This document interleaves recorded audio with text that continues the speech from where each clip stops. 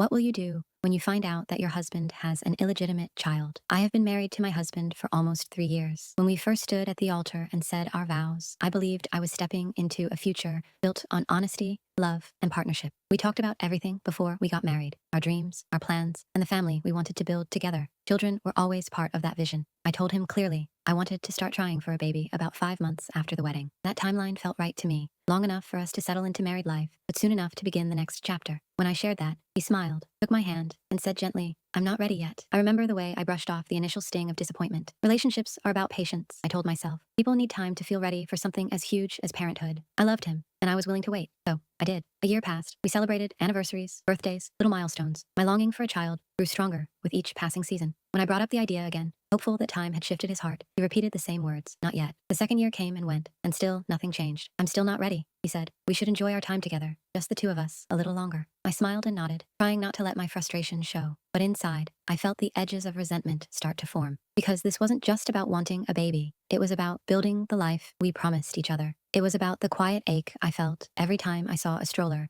pass by on the street, or when friends shared ultrasound pictures in group chats. It was about the empty second bedroom I had mentally decorated 100 times over but never touched. I told myself I was being understanding, that love required compromise, that when he was ready, it would happen, and it would all be worth the wait. But as the months turned into years, I started to wonder if we were even walking toward the same future anymore. Then, one night, something changed. It wasn't planned. No calendars marked, no ovulation tracked, just a spontaneous, intimate night between husband and wife. For the first time in a long time, it felt like maybe fate was stepping in where patience had failed. The next morning, though, brought me crashing back to reality. As I was still wrapped in the warmth of that closeness, he handed me a small pack of pills. Take these, he said lightly, just in case. I held them in my hand, staring at them in silence. Something inside me cracked wide open. I had waited. I had been patient. I had respected his timeline over and over again. But what about mine? How much longer was I supposed to pause my dreams for someone who didn't seem to care about them? That morning, I made a choice, one that still echoes in my mind. I smiled, pretended to take the pills, and didn't. It wasn't out of spite. It was out of desperation. I just couldn't keep putting my life on hold while he continued to stall. I wanted to be a mother. I was ready. And if he wasn't going to take that step with me willingly, I wasn't going to let him hold me back from taking it myself. A month later, I stood in our bathroom, barefoot on the cold tile, staring at two pink lines as if they could rearrange themselves if I blinked hard enough. My hands were shaking, but not from fear. It was relief, first hot, dizzying relief that made me press my palm to the mirror